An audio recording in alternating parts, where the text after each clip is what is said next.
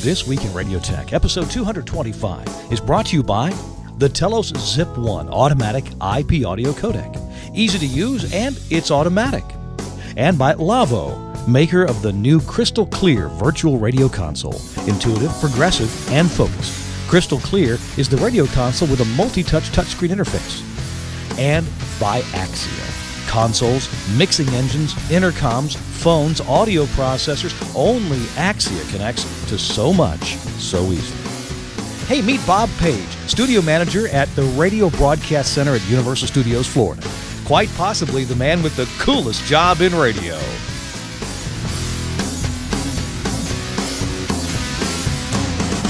Hey, welcome in. It's This Week in Radio Tech. I'm Kirk Harnack, your host. Glad you're here. This is the show where we talk about broadcasting technology, audio, radio tech, anything from the microphone to the bulb at the top of the tower.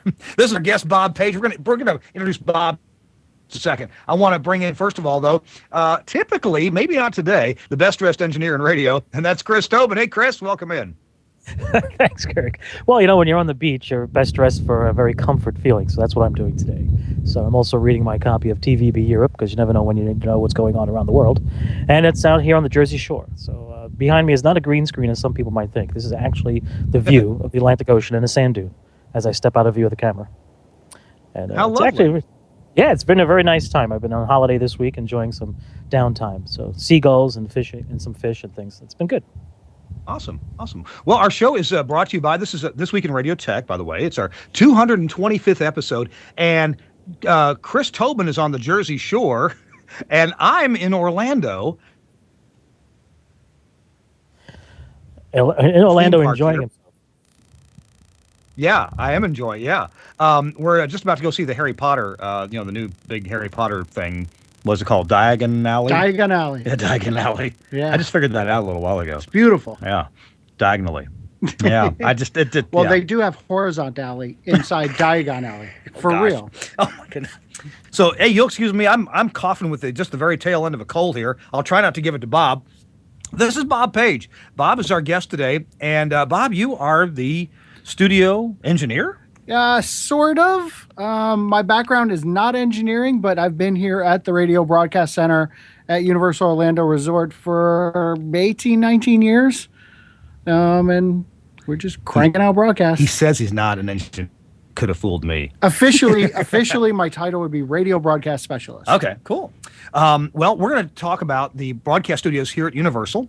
And mostly Chris Tobin and Bob are going to talk to each other. Also, Jason Mercurio is going to jump in here with us in a few minutes. But first, I want to let you know that our show is brought to you in part by Telos Systems and the Telos Zip 1 IP Audio Codec.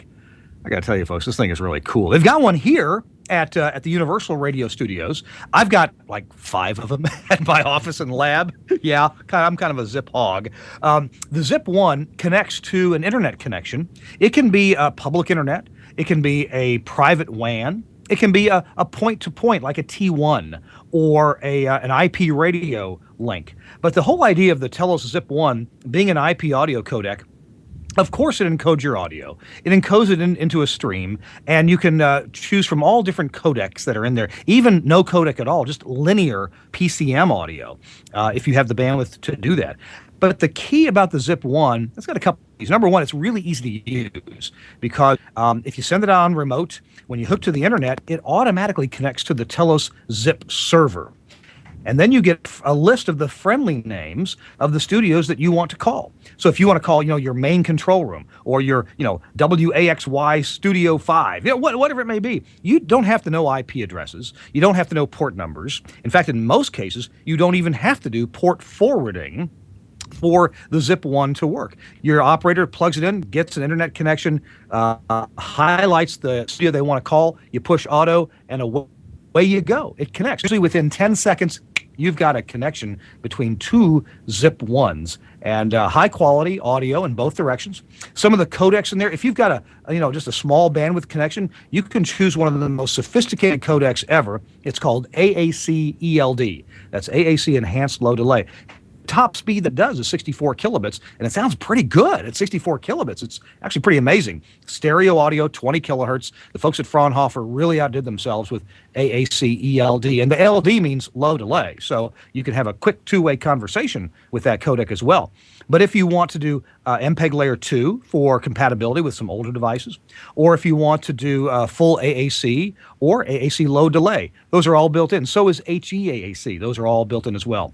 Something else cool about the Zip 1 is that it auto throttles. In other words, it's always measuring the bandwidth that you have available. It's looking for lost packets and late packets at each receive end, and it will automatically adjust its buffer size, and it'll automatically adjust the send rate of the FAR unit in case your bandwidth, gets bad. It'll keep you on the air at a reduced bit rate, and then when your bandwidth gets available again, it'll speed back up to a higher quality connection. It does all this pretty seamlessly. Occasionally you hear a little glip or a little glitch as it's moving around, finding the right thing. But hey, once it's locked in and stable, it is really a cool device. Folks are using it for their STLs. They're using it for remote broadcast. You have one of the Zip 1s here at the Universal Studios. So check it out on the web. If you need to get audio from here to there, and you've just got internet or some IP connection to do it, I would encourage you to check out the Zip 1. We use it all the time at our radio stations, and a lot of stations, there's right here in Florida, I know of at least 60 of them right now that are on the air providing audio between radio stations and central studio locations. Yeah, 60 of them right here in Florida. Go to the web, telos-systems.com, and look for the Zip 1, telos-systems.com. All right, Bob, let's get right into the show. Sure. So why are these radio studios at Universal? What's the deal? We built the radio studios about 18 years ago as a promotional tool for the theme parks. Okay. Last year, we had 253 different radio stations come through these studios and broadcast live back to wherever home is. And it's all part of a promotion. They go into the market beforehand, and there'll be paid commercials, and it's all, nobody actually spends any money. It's just shaking hands, and we put spots in the market, and then it all pops off, the promotional contest or whatever, and they give away a prize, and they do the live broadcast from here. Gotcha. So it's fun for the radio station. Amazing for a radio and of course, station. You're buying ads on the station. Yep. And then they get to come here. The disc jockeys get to have fun at Universal and broadcast live. Yep, that's pretty much the deal. I mean, when a radio station comes down here, they're doing half the work because half of it's still being done back there. So it's like they're on vacation. Sounds amazing on the air, and they get to talk about Universal, and we get the promotion out of it. Now, I got to tell you guys where we are here. We're right across the street from the Terminator, the T2 show. Yep. And the new Harry Potter thing is just a walking distance from here. The Transformers, we just went through that ride earlier today. Bob, I got to tell you, if this Telos thing doesn't work out for me, can I come work for you? Yeah, I can't tell you how many radio guys are like, you have the best gig ever in radio. And I'm like, yeah, I get to come in and play radio every single day without really being in radio. My format changes 3 or 4 times a day sometimes. Hey, Chris Tobin, did when you were engineering with radio stations full-time, any of your friends get to come down here? Oh yeah, we did a couple of Universal Orlando studio setups. They've been cool and very hospitable, and it's been great opportunities every time. The jocks loved it, and as Bob points out, the spots and stuff back in the market we were coming from, the response was really nice.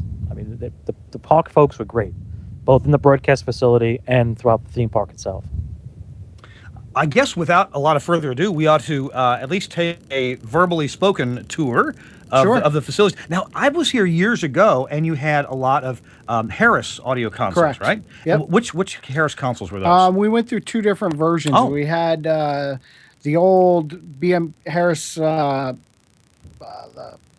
Pacific recorders, yeah. PRNE consoles. Exactly, PRNE consoles, and then we went to BMX Digitals. Ah, okay. And then we just recently upgraded to the Elements, and they are stunning. Cool. It's one of the cool things about the theme park is that all the attractions are state-of-the-art and cutting edge, and we felt like the radio studio had to be the same exact model. So we go out and try to find the absolute state-of-the-art cutting edge equipment, so when jocks come here, it's like they get to go test drive Ferrari.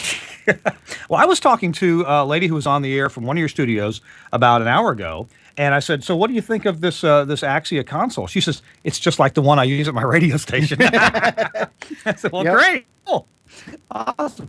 Now, so you have two studios here. Tell me how they're the same or different. How are they equipped?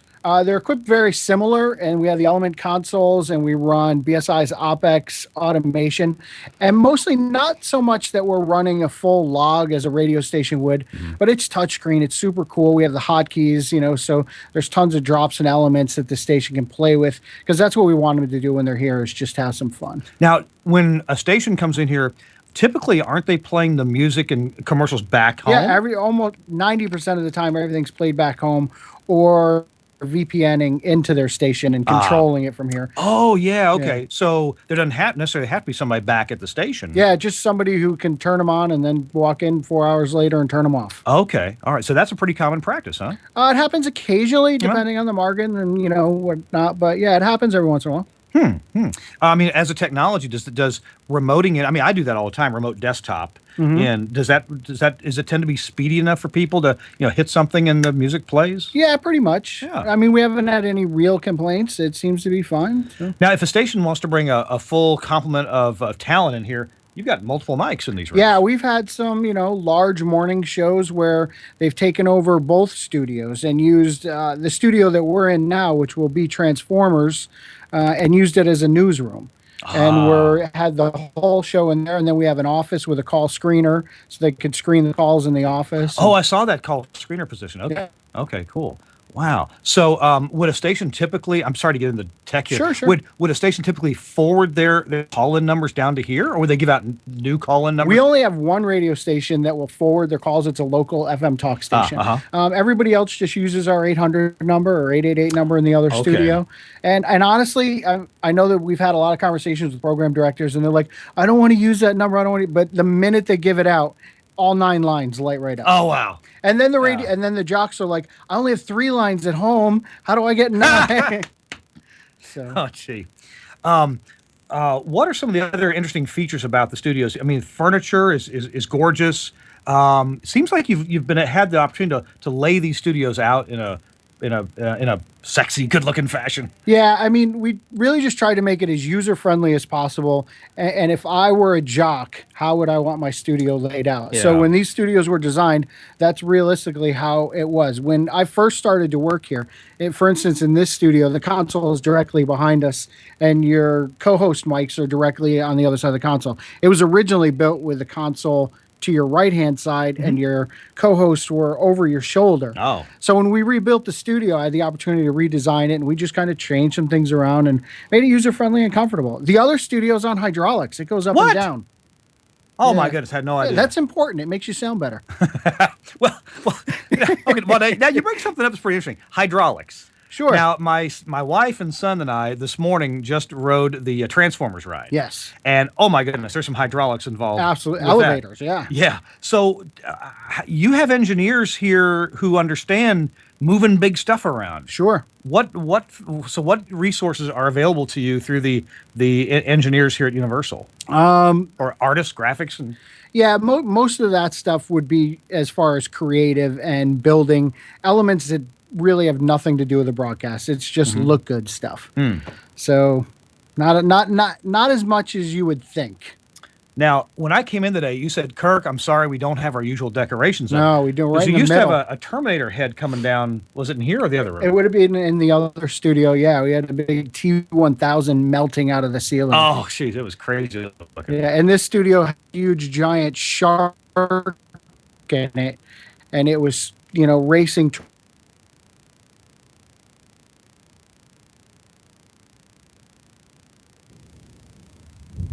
Uh-oh. Sounds like we've got a bandwidth issue for Kirk and Bob Page in Orlando studios.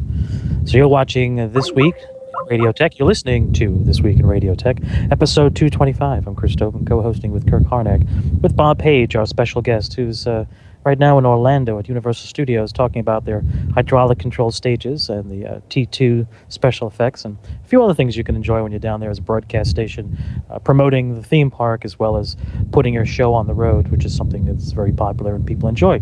And you can participate. So I'm on the road today as well. So what's behind me is the New Jersey Shore. For those of you who are familiar with that, this is not the TV show New Jersey Shore. This is just the New Jersey Shore. All natural in its splendor. And the vista is just what you see, a nice blue sky, and the comfortable temperatures around 82 degrees. And the dew point, which makes it more comfortable, is about 67%, so it's really nice. So we tried to reconnect with Kirk and the boys. Let's talk about IP technologies for remotes. Since remoting is something we've been doing and looking to do this fall, a lot of folks enjoy the fact that they can now take advantage of IP. How do you take advantage of IP? Well, one example would be a zip codec. Another example could be using a T1 or better yet, a cable modem. Excellent. So, these are things you consider. We'll talk more about it later on. But let's go back to Kirk and Bob in Orlando. And Chris Tobin, the king of vamping. Thank you, sir. I don't know what happened to the video. I don't know. Oh well. So we were chatting about the redecorating the studios. Yep. Transformers here. Minion mayhem. No, gosh, Minion mayhem over there. Yeah, the Minions apparently are taking over the world. That's what I've been told anyway, and it's from the Despicable Me movies, and we have the Despicable Me attraction here at the theme park. Kids seem to love it. It's widely popular, so yeah, that's what they went with. So, okay, Chris Tobin, while he was covering for our lack of video, he was talking about ways that people connect back to their studios. Obviously, every broadcast you do from here is a remote. Absolutely. You don't do any broadcasts that aren't remotes. Nope. So what are the popular ways that people get home? When I first started, we were on a 3-line extender, and we'd go satellite to New York City. Wait a minute, 3 POTS lines. Yep. That give you about 7 kilohertz of audio. Sure. To New York City, and then what? Satellite up to the bird, and then the radio station would go up to the bird and pick it up and pull it back down. And then ISDN became very, very popular. And we still do a lot, probably 80% of our broadcasts on ISDN. Yeah. But more and more stations are moving, and they're no longer able to get ISDN. Right. And IP is starting to pop up pretty heavy as well. So I noticed you had a Comrex access here, and now somebody was on a POTS line with that earlier today. Yep. Okay, but that'll also do IP. It will. Okay, and then you have a Telus Zip 1. We here. do. Okay, and so folks can use that. I'll be using it tomorrow. It's interesting how this is playing out with regard to standards, because you can get a Comrex access and a Zip 1 to talk to each other, but it's not really easy. Right. And it's not necessarily using the codec that you would prefer. Mm-hmm. They'll negotiate it and work it out, or not. And you have to pick a lowest common denominator codec. Do you see a technology that would assist that, or does every station just need to buy a Comrex and buy a Telos and buy a Tie-Line? Well, I think every station is going to buy what they need to buy for them. And I am in a unique position where I'm going to have to get everything so I can accommodate everybody else. Yeah, and you've got 2 studios, so you need two. Yeah. 2 of everything. So that's a situation I've run into. And we've even run into some issues where radio stations have some Comrex gear, just smaller bricks, and I have an access, and try to get the compatibility between those two takes some serious work. So it's just a matter, there's always a way. Yeah, you can always make it work. Yeah. And sometimes always the way is G722 being the lowest common denominator. Exactly. Yeah, that's it. What coming down the pike, though, is there's going to be more of a blending or more of a merging of phone audio and IP codec audio. So the folks at Comrex have done this. Telos is doing this. We've already got some of it done now on the market, where you can get a G722 call through a Telos on-air phone system. Right. Yeah, and same thing with the guys at Comrex can do this now too. So that's we're going to end up at some point having 20 kilohertz codecs in phone systems. So that it's the Orlando studios on line 5, and you'll put them on the air, and they'll be high quality for the whole show. You're watching. You can check. I'm at Universal Orlando. We're also here with Chris Tobin, who is on the Jersey Shore, and we're going to take a break real quick here and hear from the folks at Lavo. And if you give me just a second to bring up my sheet, there we go. Lavo is one of our sponsors, and you may know that Lavo is for broadcasters. And one of those consoles is the Crystal Clear console from Lavo. It's a virtual radio mixing console. What does virtual mean? Well, like many consoles, it's got a rack mount device that your audio inputs and outputs connect to. And then the console itself, the part that you touch, is another computer with a touchscreen. And it's a multi-touch, gorgeous touchscreen, just gorgeous graphics. It's the Crystal Clear from Lavo. It's a multi-touch touchscreen, so you can move faders at once. It's very context sensitive. So if you need some help with a button, you can push that button and get some help, or you can push the button and have it pop up just the things the options that button will handle for you. So it's aware of what you're trying to do. It has programmable scene presets. You can recall every detail, mic processing and mic levels and where all the faders are laid out. It has a large time of day clock. It's synchronizable to NTP time, of course.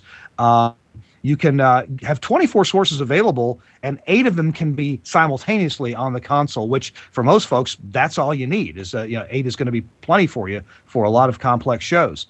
Let's see, it's got advanced DSP for microphones and external sources. So if you need some mic processing to make that mic sound better, then you can certainly do that with the Lavo Crystal Clear. Let me encourage you to check it out. The website is lavo.com, but let me spell that for you. It's LAWO. These guys.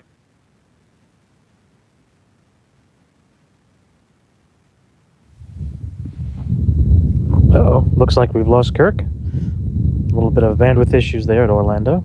It's a very busy theme park today. This is the time of year that's really crazy. So we're talking about Lavo consoles and Crystal Clear and the virtual touch. That's something you think about. It's a flat screen, it's glass top, and you're able to manipulate it just like a console, but you can do multi-touch, so you can use all 5 fingers to do various things. That's Lavo, LAWO.com. Crystal Clear, something you should consider and think about. Because why? The Crystal Clear surface, the work surface, can be one place. The engine that takes in all the I/Os can be another place. So I'll give this example we did once before, early on in the advertising series, and that is, what if you're doing a remote broadcast, an outside broadcast, and it's a concert venue, but you don't want to send the entire studio crew out to do it. What you do is you send out the truck, you send out the frame that goes in the truck, and all the I/Os go into that frame, and that frame connects back via IP to your Crystal Clear console back in the studio where it's quiet and you can control it, and your producers now can produce something that makes sense and not be confused or distracted by the events around them. Think about that. That's one way of looking at it. Another way would be to do the same thing but on a larger scale. So you have several studios for different radio stations within your group, and you want to control various shows that you're doing, morning shows. You can do the same. So, give it some thought. It's all about your imagination and where you can go with it. That's Lavo. That's LAWO.com, Lavo.com. So let's go to Orlando, to Bob Page and Kirk Harnack at Universal Studios. Gentlemen, welcome back to the program. You must be the IT expert, Chris Tobin. How is that? Because I'm not disconnecting? You're connected. You're connected. It's just a mere cable modem in a shared home with many, many things going on around me.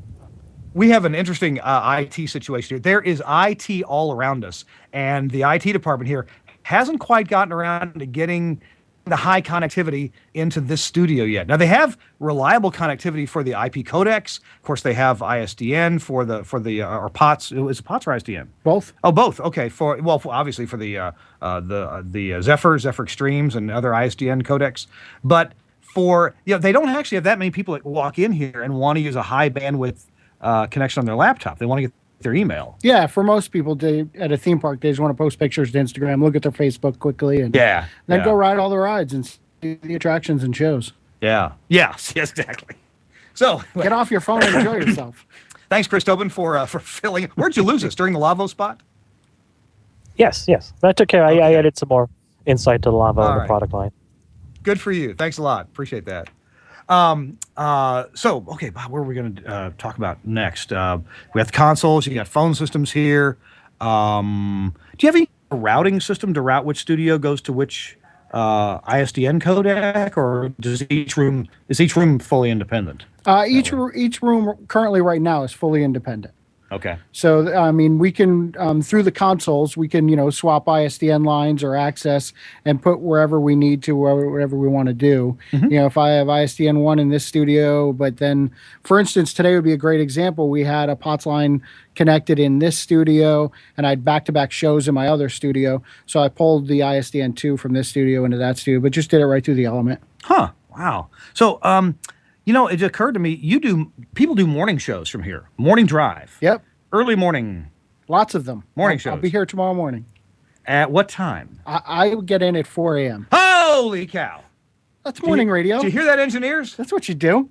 Wow. Got it. Well, somebody's got to get them connected. That's true. Yeah. Show them where the on button is. Yeah. Unlock the building. Yeah, exactly. Yeah, wow. Oh my. So, sometimes you show up at 4 o'clock in the morning with a station that's going to go on at 5? Yeah, 5 or 6 typically. Yeah. Yeah. And what if it's a station that's never been here before? What do you have to find out from them, or have you already tested their connection by that Yeah, point? well in advance, I will have spoken to the engineer and gotten all their information and conducted a connectivity test to make sure that we're good, and that their engineer actually has spoken to whoever's going to be the board op in the studio to make sure they know. Because more often than not, I'm on the phone talking to a board op at 6 in the morning and trying to figure out what console they have and where the remote comes up and trying to figure it out. So I really try to get the engineers to work with me, but sometimes it doesn't happen. Yeah. They're busy, they're out at the tower. Engineer is at the transmitter. Yeah. So, but yeah, that's most of my job, and just getting them connected, getting them up on the air. And once the station comes in, just making sure they're absolutely comfortable here. Because if the jock behind the mic is completely comfortable and feels at home per se, the product on the air is going to be the best, and it's also going to be the best promotion for Universal Orlando, and that's our goal. Yeah, I'm sure some people jump in and they're okay in a new situation. Sure. Others are probably not so okay in a new situation. What is the biggest thing, or what's the most common place where people need some hand holding or some assurance, or let me show you where your mic? What's the most common thing you do to help? Most people? jocks that come in, typical A personality. I got this. I know how I can do this. Don't worry about it. And that's fine. And I'm there to help them along the way, answer questions, whatever they need. And some shows are different. Some shows they come in and, they're doing their 3-4 breaks an hour. They're reading a couple liners. They're plugging Universal. Other shows are like, oh my God, you've got touchscreens. You have all these toys. I need to incorporate all this into my show. And it becomes a full-blown thing. Some people you need to hold their hand more. Some people you don't. Gotcha. Wow. Do you have a lot of return stations? They've been here before? Yeah, typically, I mean, we do so many remotes a year that we do end up doing a lot of repeat stations. And that's the amazing thing, is because they walk in the door and they go, well, what do you have new? Mm-hmm. What's new here? So we get to show them whatever, we ended up coming up with to wow them some more. Now, from a technical point of view, you look pretty set here, but do you have any expansion or plans for different gear or more things to help people do a morning show or whatever? With the way social media is going and all that, I think the next phase, the next jump is we're going to need to start doing some form of videos that they can put on the web. Ah, okay. Yep. Okay. That's the next step. And we're seeing so. Well, stations, of course, now they might have lipstick cameras around the studio, and there are now systems that switch cameras automatically, depending on who's, talking in the mic. One of my stations, one of them in American Samoa, we started doing this 5 years ago. We just hired an extra morning guy to come in and switch a little 4-camera switcher, and it goes on the local cable company. It's not streamed because it's Samoa. There's very little streaming available there. But boy, if you did that, if you had a camera system here, I guess you'd have to get the video streamed probably back to the station to do whatever they do with it, right? For it to go out on the web. Yeah, or at the very least, it could be recorded and they can put it up on YouTube and go from there. Oh, there's that. Yeah. Hey, Chris Tobin, you've done some work in this video streaming for radio stations, right? Hello, Chris. Sorry, keep the mic off so that you didn't have to hear all the wind. Oh, no worries. Hey, Chris, you've done work with video streaming. So if a station normally streamed out of their studio, would it be that if they came down here and had a video stream available, would they send it from here to the web, or would they probably send it back to the studio first to get inserted however they normally do it there? Well, depending on the CDN, the content delivery network of their choice, they should be able to do it straight from Bob's studio to the CDN, because that would be the same thing they would be doing from their studios. The trick then would be producing it on site. So, how they produce it in the studios currently would dictate how they do it on location. Yeah. So if Bob's studios offer a complete solution, mixing, editing, switching, the whole bit, and all they get is a spigot, an IP video output that's completely produced, off to the CDN it goes. Gotcha. Wow. Chris, doesn't this kind of sound like a dream job to you? Absolutely. A lot of responsibility. At 4 o'clock in the morning, tech call makes sense. I've done those broadcasts before. I know what it's like. And I have never been at the transmitter site at 4 a.m. for a remote. No, those are usually the 2 p.m. Friday calls when I'm calling to check about a remote that's tomorrow morning, Saturday morning. Yeah. Wow. So you've got a gentleman that works with you. Oh, I'm sorry, Chris. Go ahead. No, I'm just saying it's very convenient. 2 o'clock at the transmitter for a Saturday call. On a Friday. Yeah. On a Friday. Yeah. I'll be the rest of the afternoon at the transmitter site. No, there's no phone out there. Cell coverage is pretty bad. It's awful. Yeah. It's horrible. You may not get me. Oh, gee. I never pulled that, did you? No. Okay, good. All right. I'm a gentleman. I'm sure Chris Tobin never pulled that. Hey, no, it's not true. Not true at all. You've got a gentleman who works with you. We do. Jason Mercurio. Yeah, what does Jason do? He's our marketing coordinator for the Radio Broadcast Center. Mm-hmm. He's the guy who would coordinate all of the travel for the radio stations and set them up, make sure they have their ticket packages. And he also sets them up with all their copy points and content for the show that they may need. One thing that we do at Universal is we're not going to push anything down anybody's throat. We want radio stations to come in and do their show and work Universal into their show naturally. We don't want it to sound like a commercial. Sure. And most of the time we pull that off very well. And that's kind of Jason's job to make sure that the station has all the tools to do that. Right. Gotcha. I mean, if I was in his every 3x5 card I give him would just say Universal all over it. See, UniversalOrlando.com. UniversalOrlando.com. Sorry about my my coughing. Chris, you got any questions for Bob? You've seen this facility. You kind of know what this is like. Well, I'm curious, with the folks coming on site nowadays with multimedia, do you get many requests for the multimedia aspect of their shows, like say a morning show? Or is that something that's still foreign to them, or they just don't bother? And most of them at this point don't even bother. The stations that do it back home usually come down and it's just not something that's done. And I think it's from their end, they're thinking, wow, it's going to be kind of a mess to put together on a remote location. So that's why I think our next step is to be able to provide them the ability to do it hassle-free. Mm-hmm. Gotcha. One other question I have, and I've done this at other theme parks. Do you do any type of remote live insertion for them throughout the park? So say you have a morning show or an afternoon show, or whatever, radio show at your studio, and they want to send somebody out on a wireless microphone out to a ride somewhere. Both studios have wireless mics and wireless IFB. We also have the Comrex Access Brick. We also have the Lucy Live app on my personal phone that we can run people out and do stuff. And we also have the ability through the park where I can pull my ISDN lines and have them pop up just about anywhere within the park. So while I prefer to do our remotes in studio because this is Florida and it's ridiculously hot outside, every once in a while we've done remotes from over at the Hard Rock Hotel out at a cabana by the pool. We've done remotes over at Islands of Adventure by the Spider-Man attraction. I mean, when we get some specific requests to do that, we do that. But you're never going to see a radio row here outside with a bunch of pop-up tents and rented gear. It's just not something we care to do. We want it to be first-class, state-of-the-art all the way.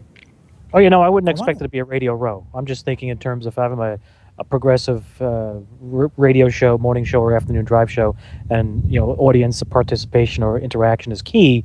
And I'm at a theme park. If I was program director, I definitely would want my guys to be out and about and try and interact and get the excitement that you'd want from the being on location. So I'm not talking radio row. I don't. I appreciate honestly, you not wanting that. some of the biggest complaints we get from program directors is your studio sounds better than our studio, and we don't believe you're on a remote. Yes, I've had that And I happen. take that 100% as a compliment. Yes, I've done many a remote broadcasts where the program director calls me on the phone and says, "You guys are not on location. Where are you? You're not outside." Just so You happens got that a roller coaster ride behind in the background. Yeah, and then we have the ability, if we have enough advance notice where they have set up like coaster mounts and we can record jocks and stuff on some of the attractions. Not all, because safety is always number one concern, and they want to make sure everybody's going to be okay.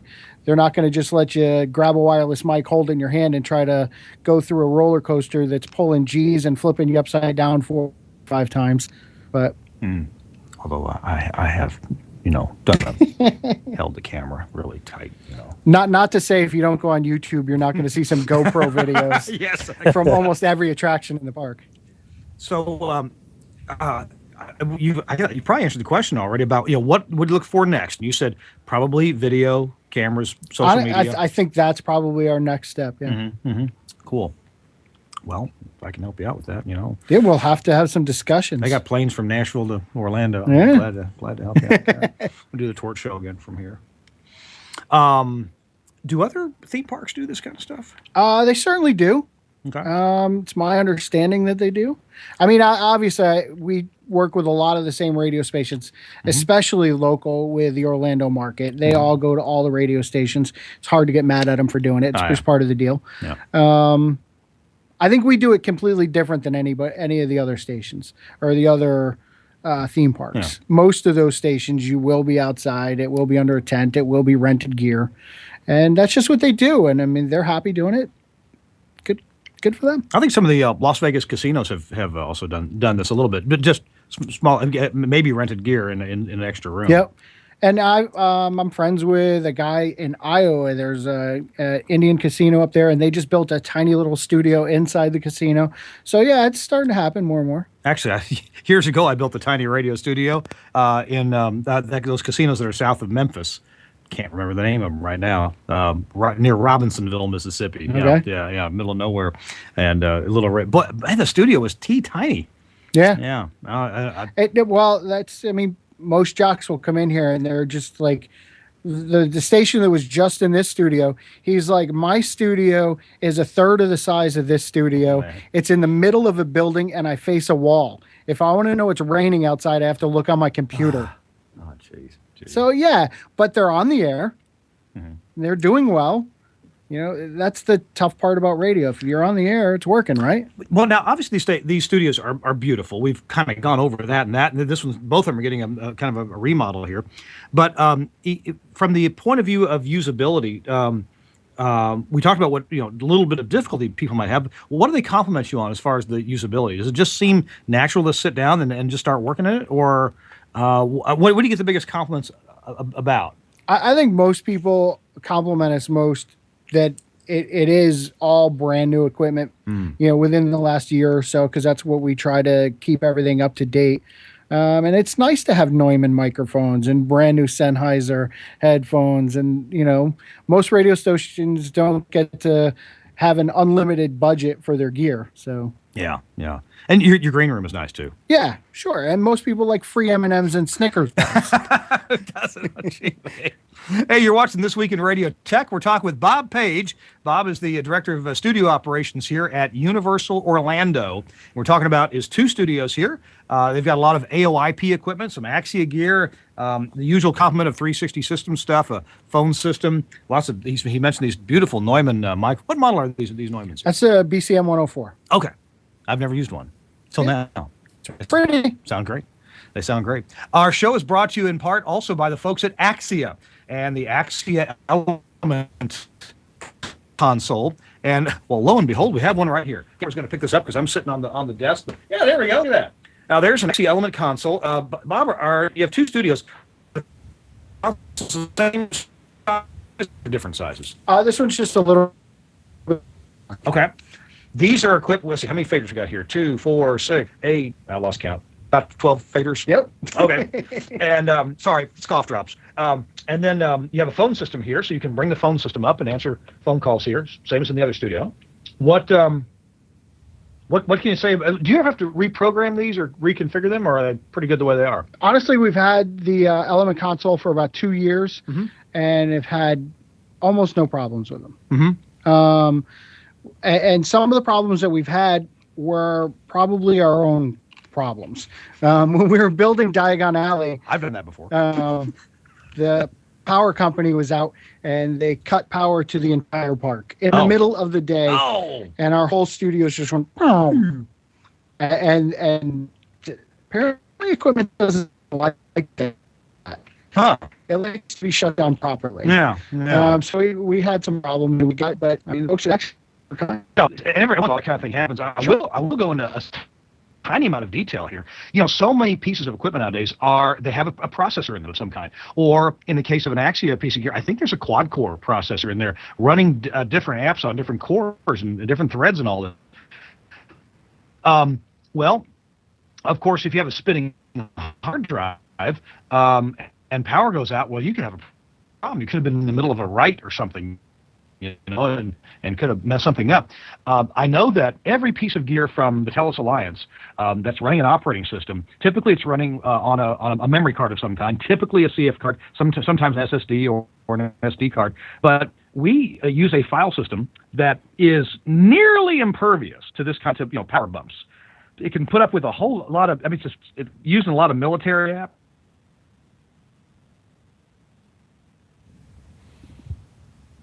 Yeah, sounds like we've lost some bits in our bucket for the bit bucket that is using IP to get our connections for Skype. So that's Kirk Harnack and Bob Page at Universal Studios Orlando on This Week in Radio Tech, episode 225. They were talking about the Axia console known as the Element, and that was part of our sponsorship, 2 sponsorships that we have for the show. So the Axia console allows you to do a lot of things. And one of the nice things about it, they were talking about power outages and power disruption, what happens with newer technologies, and do you have recovery and how well does it recover? And one of the nice things about the Axia console, the Element console, and I've installed them and used them so I can speak from experience, they use a real-time application, a real-time operating system for the Linux kernel that's in it. So the use of a memory card, whether it be a CF card or SSD or SD media, works really well. And I can tell you that I have changed many a card and installed upgrades and changes and have done the power test, and it does recover very well. Nothing is 100%, so let's all be honest. We all know that. So I will say with 99.99% reliability, understanding that the Axia system does the job. And one of the other nice things about the Orlando studios that Bob was talking about is that, and Kirk was asking, is the fact that the studios themselves are very easy to use. And one of the things I have to say I've learned over the years working with programmers, program directors a lot, is the editorial part of the broadcast. What you're watching and listening to right now is the technical part, but the editorial, the content itself. And the key is if you're a morning show jock, afternoon, middays, or whatever, it may be a talk show host, one of the things that's most distracting is when the technology gets in the way. And when the technology gets in the way, the show just suffers. So Bob's point, to Bob's point, the studio being built with ease and flexibility is key. So those are things you should take away from that conversation. Let's go back to the bit bucket in Orlando and find out how we're doing with Kirk and Bob. I've noticed is every time we've done a commercial, Skype has said, nope, no commercial. Sorry, Skype, we do have to pay for the show. So let's wrap it up just by saying Axia, been out there for over 11 years now. Yours truly installed the first installation of an Axia console at Auburn University, Auburn, nice. Alabama. Yeah. And hey, Tom Ray, who is sometimes on our show, he had a very early installation at WOR. And we tried to get all the bugs worked out before we put them in here.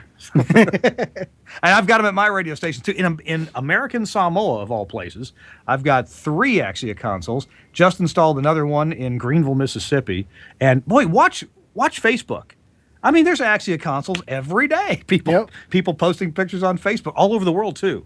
Just had one in, I don't know if it's in Russia or Uzbekistan or somewhere like that, but there's always one on there. Hey, so thanks to Axia. It's on the web at axiaaudio.com for being one of the sponsors of This Week in Radio Tech. Chris, do you have any last-minute wrap-up questions for Bob here?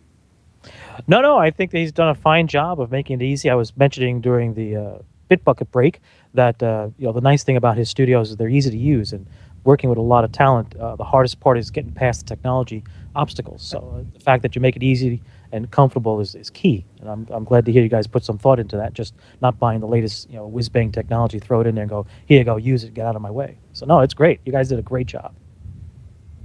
Yeah, Thank you. You look through here, and it's of course. I mean, I recognize a lot of Telos and Axia gear, but it's all standard tested stuff. Absolutely. People are going to be comfortable with it. And that's the goal, because like I said earlier, if they come in and are comfortable, they're going to do a great show. Universal Orlando get a great promotion. And again, that's always the goal for me. I think a great thing for a broadcast engineer to do on vacation, come to Orlando, take a few days vacation here at Universal, give Bob Page a call and say, can I come in and have a look around?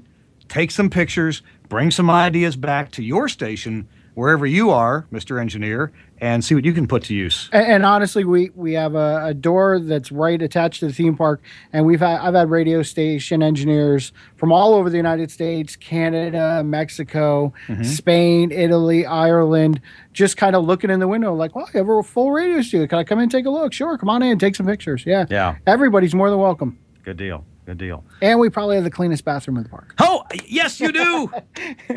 It's the only bathroom my wife will use. Bob, thanks for being with us. I sure appreciate it. Thanks for stopping by. Chris Tobin, thank you for checking in from the Jersey Shore. Are you on vacation? Yes. I'm on holiday this week, trying to take it easy. It's been tough. Give my love to your family, and have a great rest of it. And thanks for taking some time out for the show today.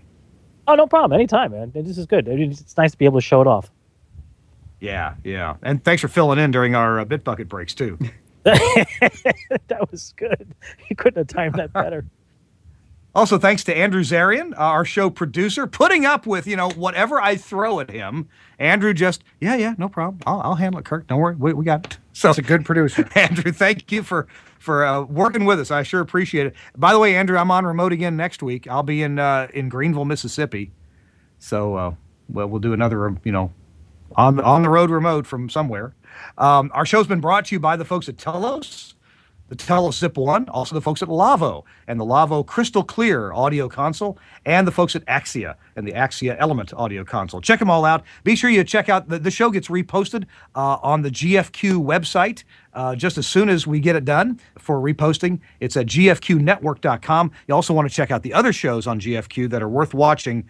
Lots of tech shows about wrestling, and the Friday free-for-all is pretty fun too. So check that out with Andrew and the GFQ network. Let's see, Chris Tobin, where can people reach you if they need IP audio solutions? Well, I do IP audio and video solutions and solutions of many kinds for broadcasters. Just support at ipcodex.com. I've already got a couple of emails this week, so those questions have been answered. All right. Email support at IP audio or ipcodex.com. Codex. ipcodex.com. It took me 3 years to get Mukwonago, Wisconsin correct. So I'll get ipcodex.com correct eventually too. Thanks a lot, Chris Tobin. Appreciate you. You're welcome. Thanks, Bob, for being a guest. Bob Page, thank you. Thank you very much. Thank you. Take care, everybody. We'll see you next week. We'll be on the road and we'll have a guest next week on This Week in Radio Tech. Bye-bye, everybody.